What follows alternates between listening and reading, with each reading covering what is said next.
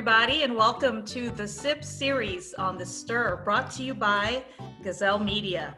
I'm your host, Trish Muyco-Tobin. And as always, joining us today, our special guest co-host, author, entertainment columnist, and sitcom producer, Debbie Baldwin. Hello, Debbie. Hi, Trish. Thanks for having me. Happy to be here. I am happy to have you here. And congratulations on your landmark podcast anniversary. Oh, yeah. So we've been at it for a year. And, you know, our Shelter in Place series has been going strong since early April. So we thought it'd be two or three. It's been a really fun ride, though, and lots of movies to watch. Yes. Definitely. So if you were with us last week, you may recall we were talking about films that really frightened and terrified us. And Deb, I saw one of the movies on the list that you recommended, and I have to tell you, it's pretty tough for a couple of days. I had to make sure I wasn't sleeping with my back to the window. And was it The Conjuring? Yes, The Conjuring. The Conjuring. Scary. And my poor husband was pried awake in the middle of the night just to make sure that the bathroom was safe. Yeah. So, but you know, I'm over it now. Put into words, like you can say, "Oh, it's the haunted house horror movie," but it really is next level in the scare. You were really right about that. And just, you know, the thought of being in the dark alone was enough for me to conjure up the image of The Conjuring and what the movie was all about. So I'm kind of excited about this week's subject matter. It's relatively light considering what we had last week. Yeah. You know, as we soldier on with this pandemic, I would say that one of the biggest adjustments we've had to face was to, you know, the transition to doing everything remotely. We catch up with family and friends remotely. We do our shopping remotely. We even have trivia nights and happy hours remotely. And of course, most of us have had to work from home, and many of us continue to do so. So even though some of us may find it easier and maybe even actually prefer to work from home, I bet that many of us are missing the office right about now. No matter how you feel about your job, you know, just the camaraderie, your coworkers, just being around people you are used to seeing and interacting with every day. Don't you think so, Deb?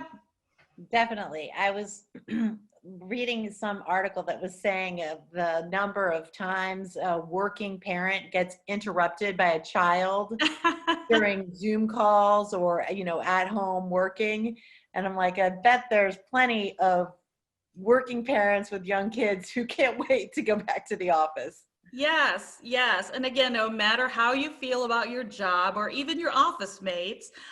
So today we are presenting you with Debbie Baldwin's list of recommended films about working in an office, you know, really the workplace in general, dealing with bosses and co-workers and all the fun and the angst and the politics and everything in between that go with it. So without further ado, Deb, we're going to start in the 1960s with our first movie, 1967 to be exact, and that is How to Succeed in Business Without Really Trying.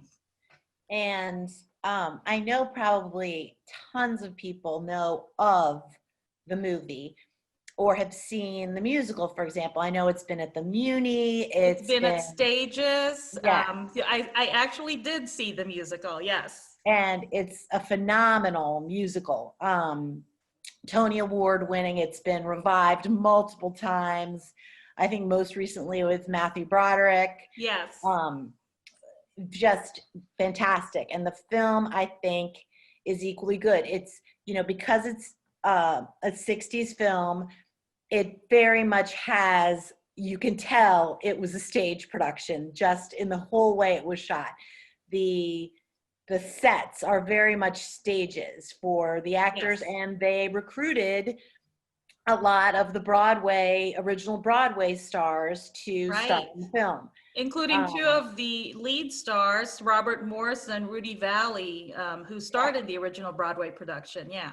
Yes, and Michelle Lee takes over the ingenue role. It was her And film debut. Did you it know was, that? I did not, but Yeah. she was young.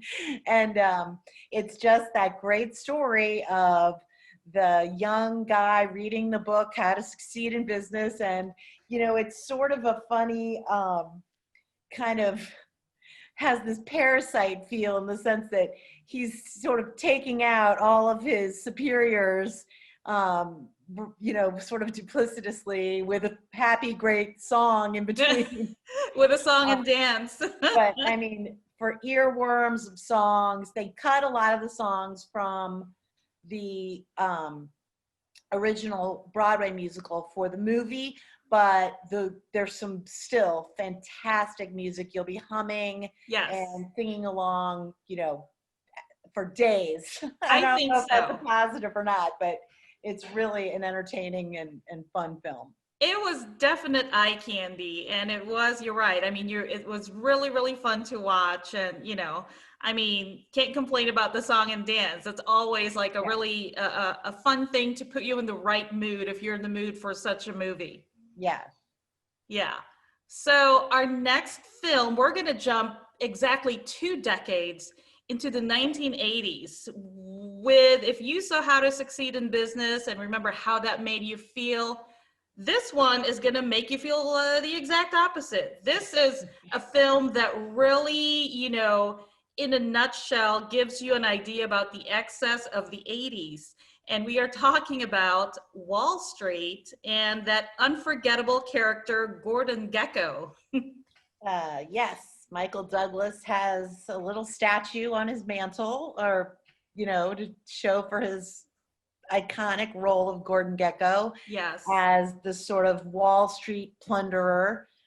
Wall Street is the quintessential movie about finance. I mean, you can take Boiler Room or The Wolf of Wall Street or The Big Short. There's a long, long list of really, really good films that touch on the subject of the greed of Wall Street. But this film is the iconic Oliver Stone film.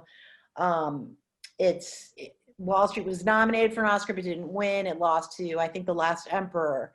And Charlie Sheen back in his heyday. Charlie Sheen had this run of like Oscar-worthy performances before he sort of became the Don Knotts of his generation. I've never heard him called that, but it makes sense to me. That's just off the top of my head, but he sort of lost credibility after Wall Street and Platoon. But Charlie Sheen is the young, ambitious, protege of Gordon Gekko, and Gordon Gekko shows him how it's done and that greed is good. And Charlie Sheen has to have his own moral compass readjusted when his father's the airline that his blue collar father's worked his life for is in the sights of Gordon Gekko. So it's a great film if you haven't seen it. It's a true microcosm of that world. It really, as you said, blazed the trail for all those movies to follow about greed and Wall Street and the financial world. You mentioned that, Charlie Sheen's character, he was Bud Foxx. I don't know if you remember his name, but, he does have to go back and forth between the evil, greedy guy and his father played by one of my favorite actors, Martin Sheen. Of course, his real life dad played Carl Foxx. From what I understand, Deb, this was a very interesting. So Charlie Sheen was given the choice of either Jack Lemmon or his father, Martin Sheen, to play his father in Wall Street. And, he chose his dad, of course, but I don't think he could have made a bad decision there, Right. Yeah, and so there's a scene there where the elder Fox is rushed to the hospital. And Charlie had said that he drew on how he felt when his father, his dad, Martin Sheen, had a heart attack during filming of Apocalypse Now. And I had mentioned in the past how, I had one dinner sitting next to Martin Sheen when he talked about having that heart attack in the Philippines when he was filming Apocalypse Now. And he told me how he distinctly remembers this Filipino nurse praying over him with a rosary as he was having the heart attack. And he really believes that was the thing that saved him. And I think that was kind of the turning point in his life. And now he's, super Catholic, very religious man. And he had kind of intimated that was probably the moment when he, Yeah. around. Well, that'll do it. That will definitely do it. Now, I'll tell you this, and this is a 100% true story. I saw Wall Street in New York City in a Midtown theater. And New Yorkers, as you know, are very vocal people. Yes. So I'm sitting in the theater, and there's a kind of iconic scene with Bud Foxx, Charlie Sheen's character, where he goes out on the balcony of his fabulous, Upper East Side apartment, and he's standing on the balcony and he's looking over Manhattan, and he delivers the line, "Who am I?" And this guy in about the fourth row yells back, "You're an asshole." And the whole theater burst out laughing. It was one of those great, like New York City movie theater moments. I was going to say, only in New York City. We're all thinking it. Well, I was going to say, that would have made like front page news here. But in New York, it was just, one of those things. Keep watching. That's hilarious. Yeah. All right. So our next movie came out the same year as Wall Street did, and it starred Diane Keaton as J.C. Wyatt, and it was the film Baby Boom. And this movie is one of my favorite all-time movies. Diane Keaton is given guardianship of this baby, and it's just the classic case. It's become sort of a trope now, the busy, harried career woman with a new baby thrust into her life. And this is sort of the original, it's sort of the one that's the best that you compare all others to. She cannot wait to foist this child off on someone else and get back to her high-powered corporate job. And, in that sort of the same way, Dustin Hoffman in Kramer versus Kramer, or Michael Keaton in Mr. Mom. Mr. Mom. A lot of it throughout the 80s, really, these role reversal films. Also, yes. 3 Men and a Baby, if you remember that, Yeah. And just that sort of, but also just the new parent of, feeling your way and screwing up and all the stuff that goes wrong. And Diane Keaton it's against type a bit for her. She is always typically on screen a very kind of zen, or hippie casual.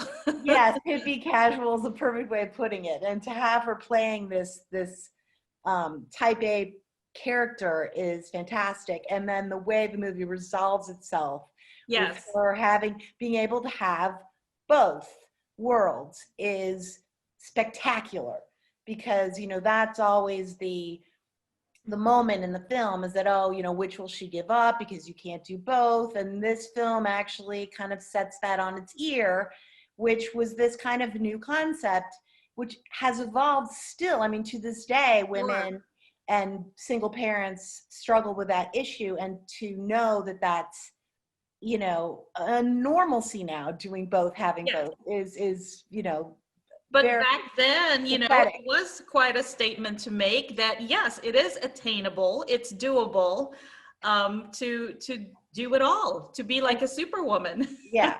And on top of that, it's just a hilariously funny film with a fantastic romance with Sam Shepard, who I can never get enough of on screen. He's aside from adorable. Being a brilliant writer, he's a great actor and a charming man to watch on film. So he's, he really adds a lot too. So and this breaks is his little on cat. my must see again list because I was quite young when I saw it and I wasn't paying that much attention, but I do remember it being a funny, fun movie. Yes, Um, so and it is, yeah, so and it's that is twist. Baby Boom, and Yeah. now we're going to go the following year.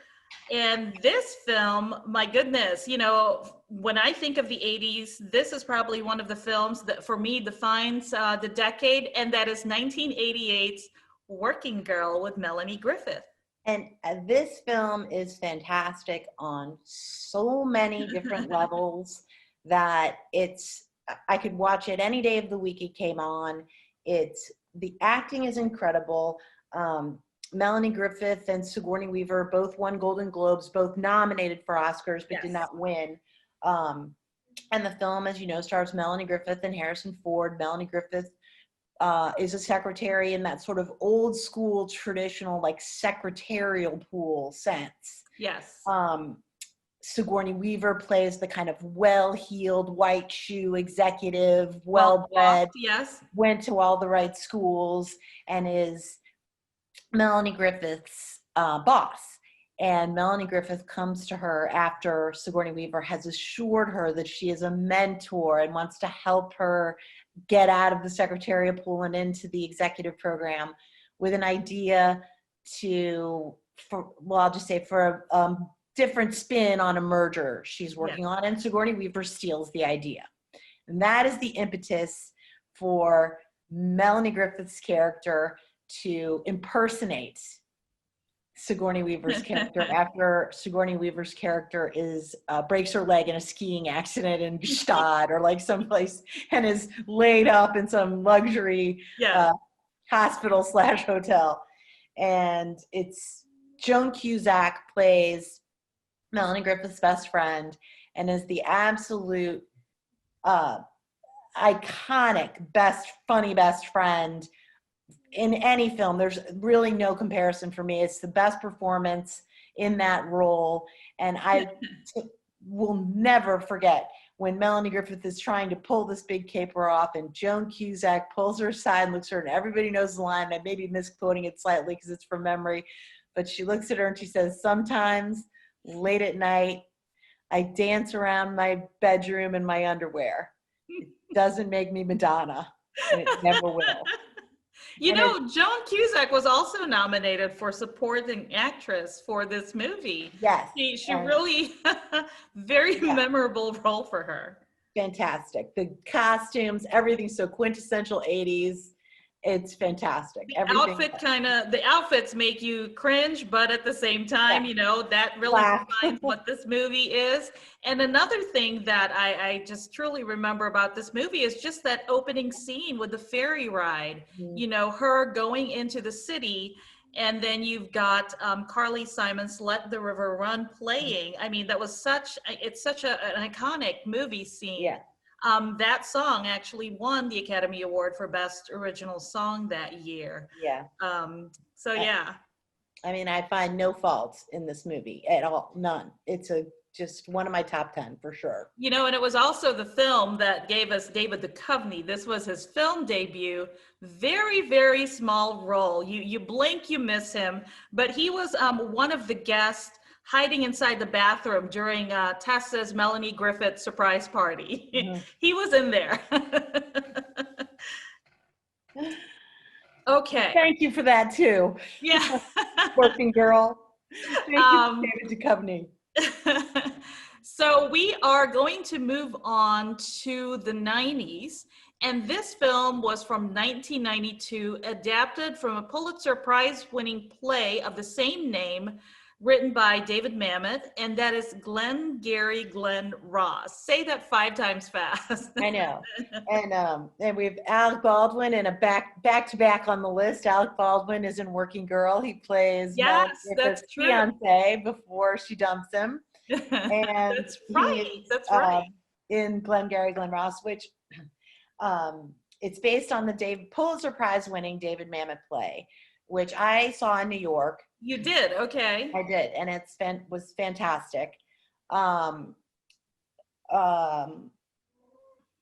hadn't seen the film until, I'm trying to remember the year, it was the Alec Baldwin's Saturday Night Live sketch where he plays the elf from corporate who's come to Santa's workshop to motivate the elves, and he goes into his Glengarry Glen Ross character and is yelling at the elves. Oh no. And I just thought, oh my God, I should see that film version of that. Yeah. And so then I did, and yeah, and it's very good. It's what a dream cast, Deb.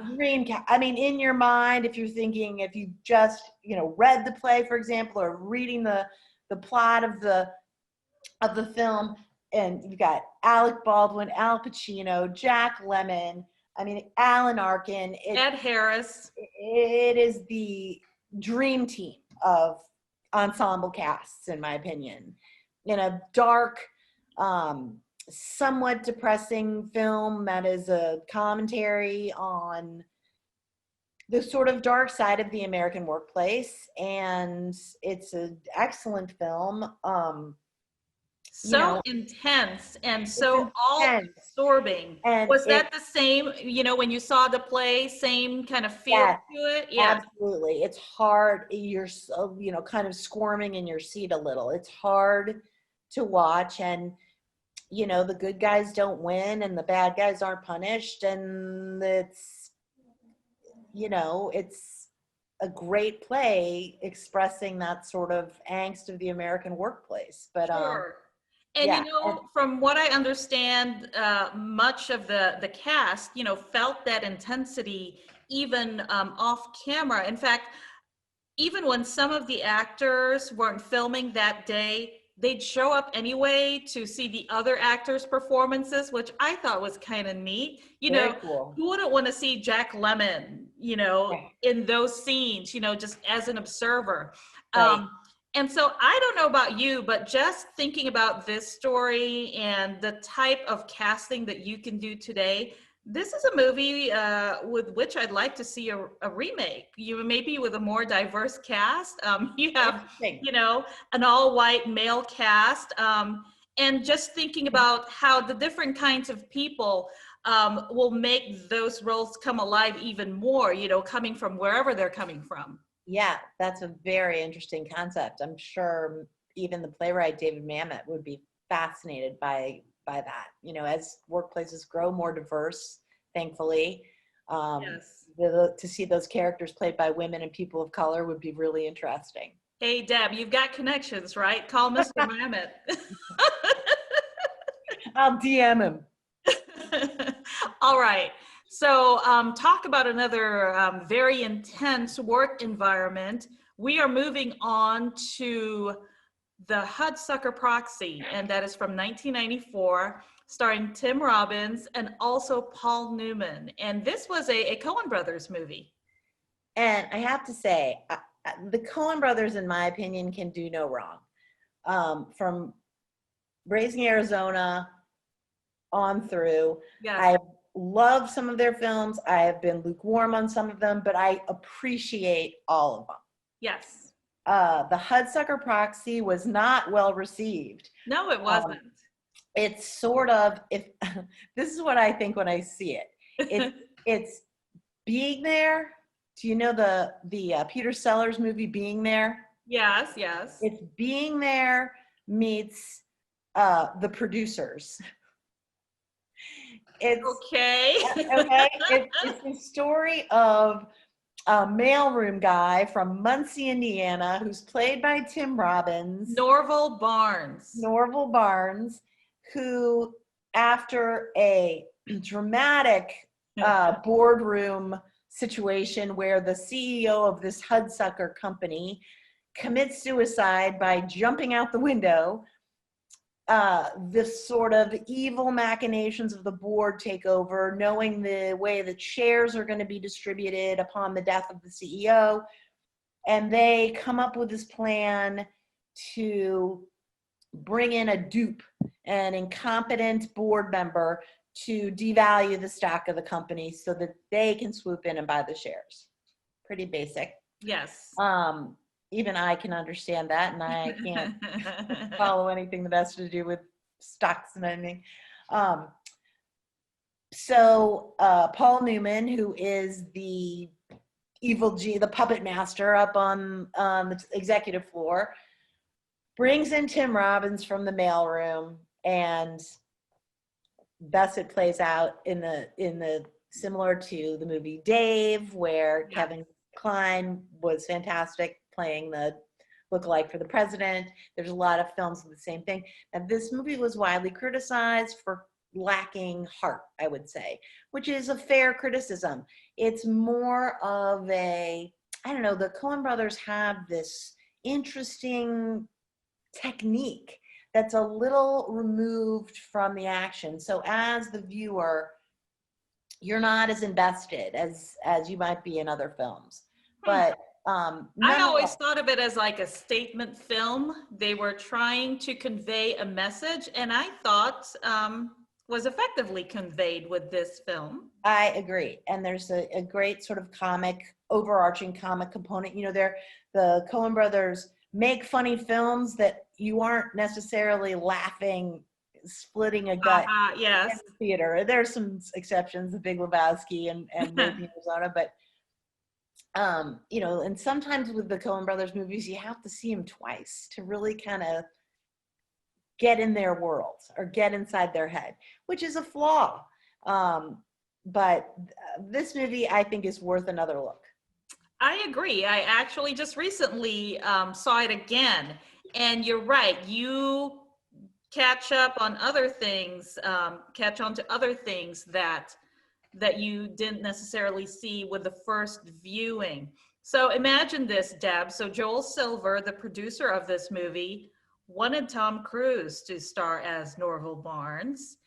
But the Coen brothers, they were set on Tim Robbins. So we know who won that tug of war there. Jack Nicholson and Clint Eastwood were considered for the role of Sidney Musburger, the role, of course, that eventually went to Paul Newman. And it was an interesting casting choice. I'm not sure it was successful because Newman, obviously, it's very difficult to dislike him on camera. Yeah. But casting in type like that was a very risky, bold move. And I mean, I thought it was interesting, and I thought Newman was great. I thought he was great. You know what?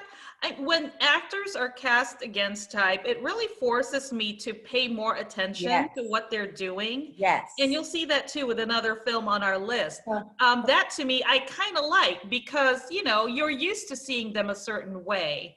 And when they're like this, like a mean Paul Newman, I think you're moving forward a little bit more toward the screen, and you're really paying attention to what they're doing. It gives you an opportunity to really see how talented they are and what their range is. And it's it's great. I'm sure actors love doing it too. Yes. All right, so we're going to move on to our next film, and this is just laugh out loud funny film.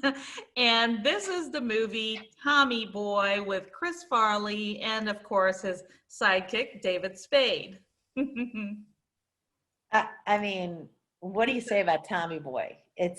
Go see it if you haven't seen it. Watch it with your kids. It's hilarious. It's, you know, Lorne Michaels, one thing I really admire about him, who is the creator and executive producer of Saturday Night Live, is he really believes in his cast. And I'm sure he's always happy to make buck too, but I do like how the fact that a lot of these SNL films starring these SNL alums, he is the executive producer. So Tommy Boy stars Chris Farley and David Spade. Chris Farley is this lovable, incompetent 7 years of college kid whose father, Brian Dennehy, unexpectedly dies of a heart attack at his wedding reception. And his new bride, who's played by Bo Derek, has plans for his company and his money. And it's up to Tommy and David Spade, who's sort of a junior executive at the company. They're very much an odd couple. And they have to set out to sell, I want to say it's brake pads. I believe that's right. Pads. Yes, because it was Callahan Auto Parts. Yeah. Callahan Auto Parts, and they have to get a certain number of contracts undercut their competitor Zelensky, who's played by Dan Aykroyd, in a great, small role in this film. And words cannot describe the comedy, because you just have to sit there and let David Spade and Chris Farley do their thing on their work road trip, which is, I literally cannot picture one scene in that movie that doesn't make me laugh. Right. It's just the image of those two together is enough to make you laugh. As you said, this hilarious odd couple. Yeah, exactly. And I can't tell you how many times, like, my kids or friends will be like, I need a comedy. I just want to laugh. Tommy Boy's your movie. Tommy Boy is indeed your movie. And did you know that Rob Lowe, who plays Tommy Boy's stepbrother in the film, appeared uncredited for this movie because he was contractually obligated to work on a Stephen King movie, The Stand. And so he only did this as a favor to his friend Chris Farley. So yes, you did see Rob Lowe in that movie, and no, Yes. You will not see his name in the credits. And that's the reason why. In fact, Rob was almost forced to abandon Tommy Boy because of his obligations with the other movie. And at one point, the studio held auditions for the role of the stepbrother, even after Lowe had already started filming, because they weren't really sure if he was going to be able to stick for the remainder of the film. So I'm glad it worked out the way it did, because Rob Lowe was great in that movie. Yeah, he really was. He adds a lot. It's great. Yes. The real meat of that movie is Farley and Spade, but all the Brian Dennehy, even in his Yes. small role, Dan Aykroyd, Bo Derek, Rob Lowe. Yes. It's all around a very funny group of people. Okay, so we're going to move on to this movie. I would say this is maybe my favorite movie on the list. And when I say that, I mean, this is a movie that I will, sit on the couch over and over and over again to see this movie. And this is it described as a satire, a late 90s software company. And it's based on the cartoon series Milton by Mike Judge, who also co-wrote and directed this movie. And this movie is Office Space. And this movie is, has now achieved, I would say, cult status. Oh, most definitely. Over the past 21 years. When it was released, it was a bit of a non-starter. I think it only did about $4 or $5 million at the box office when it came out. You're right. It stars Ron Livingston. He's really the single star of the film. There's also Jennifer Aniston, Stephen Root, who is, if you aren't familiar with Root, if you look him up, you'll say, oh, that guy, because he's in everything, and he's fantastic in everything. Dodgeball. The movies are good, and he's different. He's the quintessential character actor. Yes. And there's a different character in every film, and he really makes this movie, what it is. But Ron Livingston plays a guy who, the premise of the film is that he somehow, he gets hypnotized at a party. It's hilarious. I think about it now. The hypnotist, an event happens that stops the hypnosis mid-process, where he is at the stage of hypnosis where he doesn't give a crap about anything. And he heads into work the next day with that attitude. And as it turns out, it really pays off for him in the workplace. Sure does. And they've got a consulting team of two guys named Bob, who Ron Livingston's character affectionately refers to as the Bobs, who are trying to streamline the company. And Ron Livingston has his little posse of Michael Bolton and his co-workers, and it's just watching this insane comedy play out of Ron Livingston with this newfound bravado, and his hideous boss, who's notorious for this I need you to work on Saturday. Gary Cole, who's Gary Cole, fantastic. yeah. And so yeah, was at the time a very underappreciated film, but now is just sort of the banner. Oh my goodness. All office workers. Yes. You know, I didn't see this in the theater, and the only reason I saw it after it had been released was because of the talk around the film. You have to see it. You have to see it. And saw it, I did. And you see it over and over again. There's so many inside jokes, Deb. It's what I love about it. But these inside jokes are jokes that you and I would, and everybody would get. I mean, just the place where Jennifer Aniston works, Shotsky's, where they are required to wear a certain number of flair. Flair. You know? That's a direct reference. For a long time after that movie, like, noticed that on waiters at that type of restaurant. Well, yeah, I mean, they said, you know, this was a direct reference to, of course, TGI Fridays, whose wait staff is known for their various degrees of knickknacks and flair on their suspenders and their shirts. So, so that, and then, gosh, so many great scenes. And you know, you talked about Stephen Root. He was Milton in the movie. Yeah. He was obsessed with this red stapler. Mm-hmm. And so apparently, you know, the big stapler manufacturer, Swingline, they had stopped making red staplers years ago. But then after the release of this movie and the cult following it gained, they started getting requests for red staplers. And so they had to, you know, remanufacture the red staplers due to demand.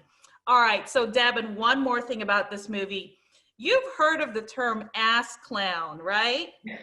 And I'm saying I can say that because it was an official entry into Webster's Dictionary. It officially entered Webster's Dictionary in 2018, just 2 years ago. But the credit really goes to Mike Judge, the director for this movie, who used it first in Office Space. So you had mentioned one of Ron Livingston's posse's name. His name is Michael Bolton. And there was a scene in which he was bemoaning the fact that, you know, he shares the name with the more famous singer-songwriter. And so Michael Bolton's line was something to the effect that, you know, Michael Bolton, the singer, is a no-talent ass clown. And so that's where that term comes from. Just FYI, if you're into words and you're into the dictionary. You know, it's Shakespeare coined a few, and now we have ass clown. Thank you to Mike Judge for that. Now we've got that word. And thank you for the film. I mean, I was going to say how, you know, you talked about the inside jokes of these coworkers, and the beauty of the film is that we all feel like we're in on the joke, which is what makes that movie great. And, you know, it is, I mean, I think, in my opinion, it's the undisputed best Office Place movie. I have to agree with you about that. So that is Office Space. If you've never seen it, you know, run, don't walk. I mean, we set the bar so high, you're gonna be like that, but it takes a little, you know. Yes. And again, you know, the pleasure of watching it is to see it over and over and over again. Yes. And the more you'll get it. So, all right. So this next movie, just an insider tip, it is actually showing on HBO Max right now.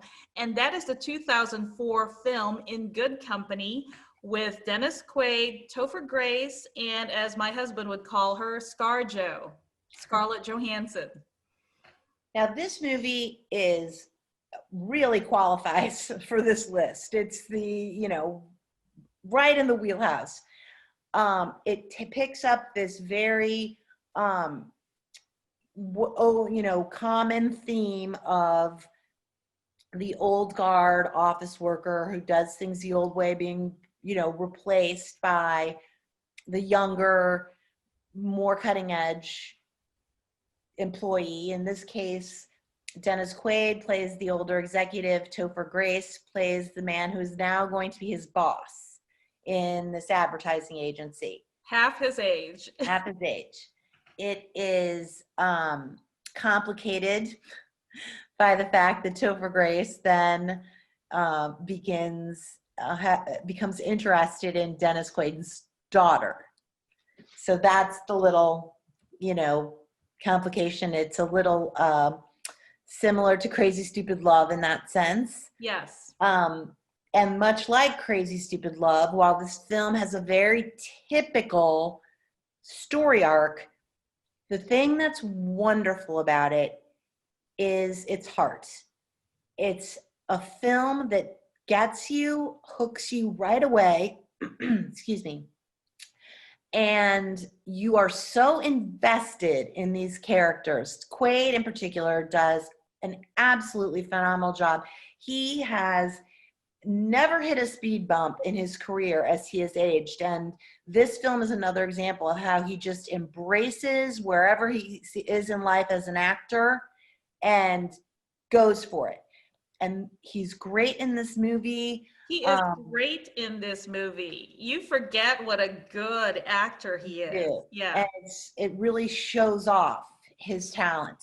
Mm-hmm. But the whole cast is great, and it just is magical in the way it in the sense it's kind of the counterpoint to the Hudsucker Proxy, which is this sharp, witty, black comedy, kind of more left brain film. And this movie is much more a typical story with a ton of heart that just you want to really root for the characters, which is so great in a film.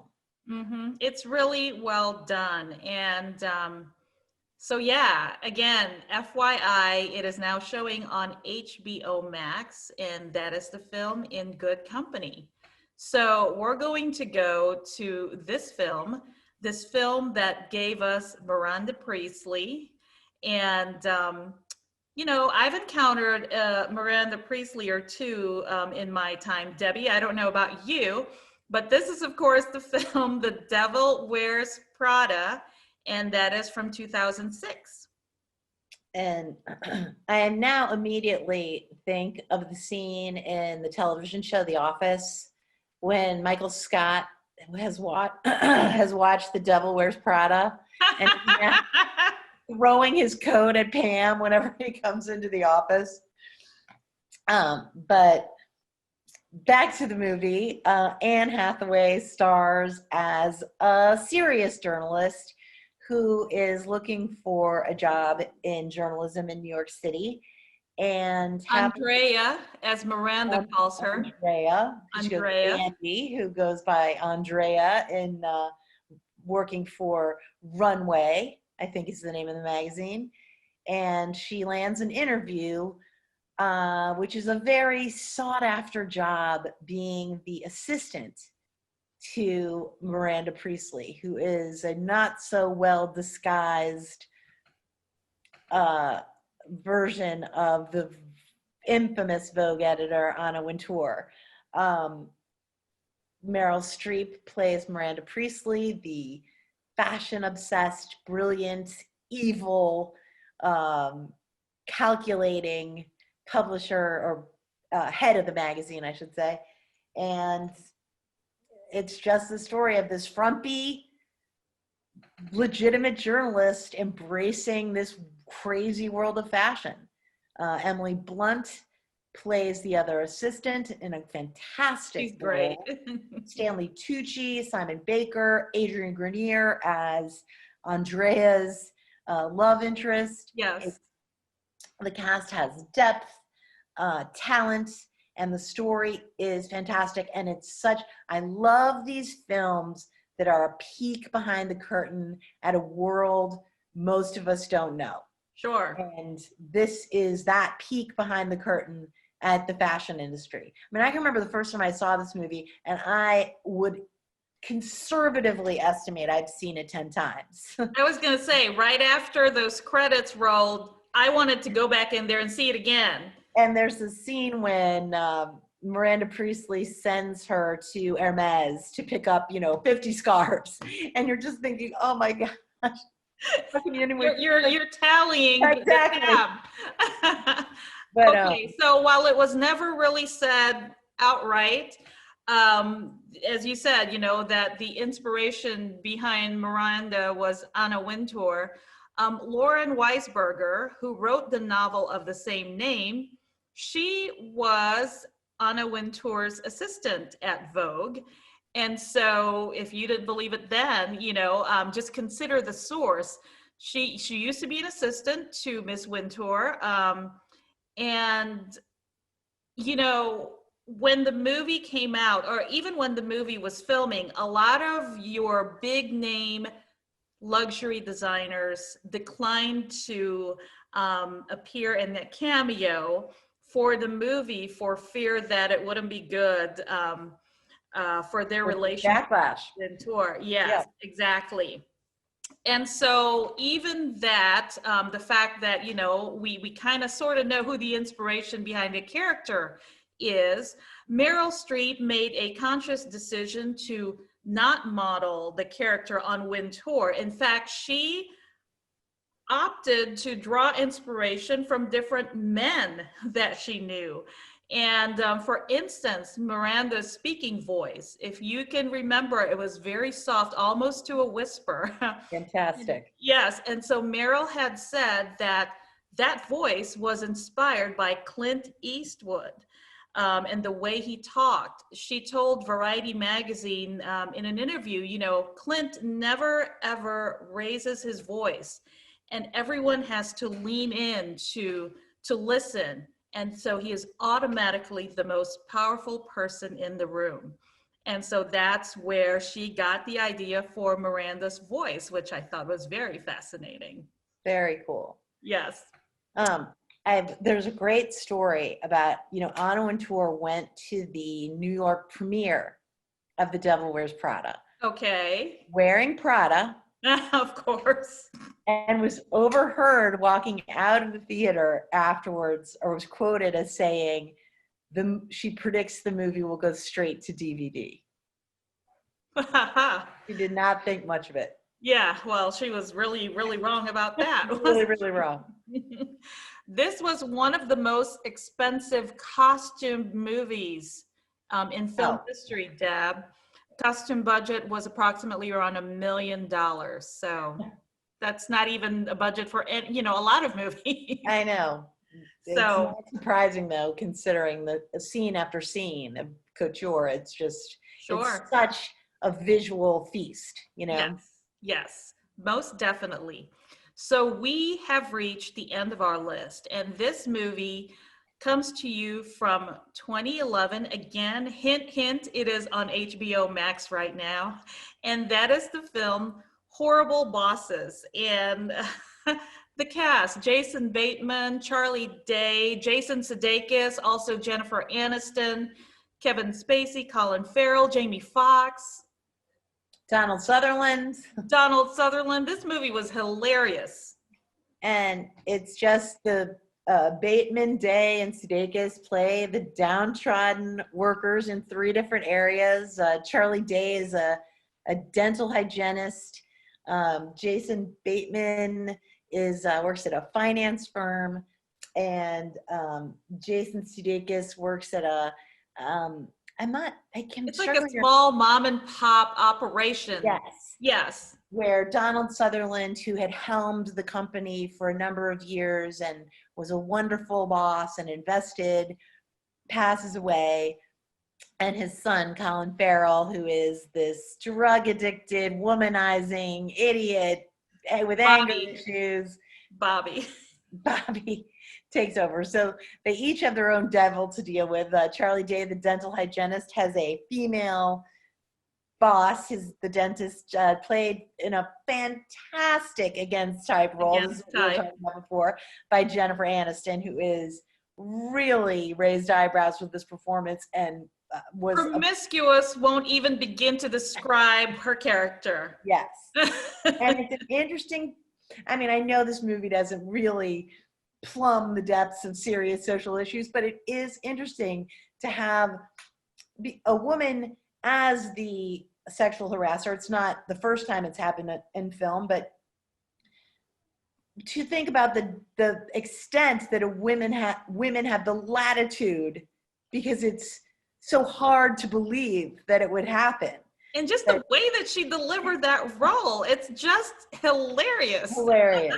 It's and you know, she's just great. And then Kevin Spacey in his very traditional role. In fact, he was practically that role in Glengarry Glen Ross, lower on the list, of the asshole, you know, screw with your mind, evil boss. And these three guys in their incompetent, lovable way decide that they are going to get back at these bosses. And that's the comedy. It is hilarious. Jamie Foxx in a spectacular cameo performance. Probably one of my favorite parts of the film. He was Dean Mother Effing Jones, who was the guy's murder consultant. And that scene in the booth in the bar is just an all-time classic comedy moment. It's when he's acting as their consultant. Well, see, a lot of these supporting roles, I was delighted to find out the guys, the actors were really invested, really into their character, including Jamie Foxx. I mean, it was his idea to have the full scalp tattoo and the very retro clothes, because as he had described it, you know, Mother Effing was a guy who was in prison for a minute, and then when he got out, now living in his own time capsule. So when he got out, he went back to the clothes he thought were hot when he got in. And so that's, you know, Jamie Foxx's character for you. And then Colin Farrell as Bobby, who was, you know, as you said, the cokehead. He helped develop Bobby's look, including the comb over and the prosthetic stomach. And it was also his idea to have Bobby be into and obsessed with the Chinese dragons, if you remember that. And I mean, just like the fact that Colin Farrell was willing to. Yes. Oh, yeah. You know, he's so attractive and he's so hideous in this film. Yes, exactly. So yeah, that was such a fun movie. And it's another one of those movies that you want to see again, you know, because you fear you missed a lot of the laughs the first time, because there were already too many laughs. And in the theater for sure, because the laughter in the audience, it was, you know, drowning out the next line. So it's a good rental for sure. Yes, yes, most definitely. All right, Deb, thank you for that list. I love the fact that you included some drama and some comedy on there. So there's an array to choose from, depending again on how you feel about your boss or your office mates on any given day, I guess.